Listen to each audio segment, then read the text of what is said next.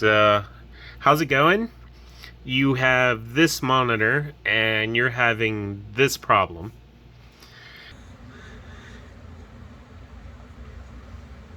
It's like a really slow kit from Knight Rider, huh? What the fuck? And you're wondering what to do about it. So, my nephew, he actually gave me this monitor because he did not want to send it back to Samsung to get a replacement. It would have cost him $150 shipping and handling.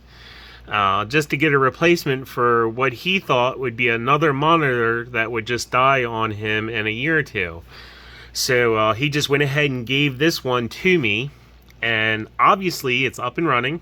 You see I have my old PlayStation 3 sitting here running on it, and this is what I did to get this thing working again. He actually had an aftermarket Visa mount on it.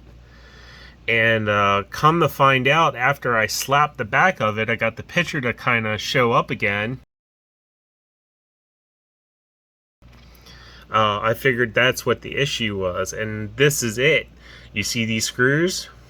They're just too long, is all it boils down to.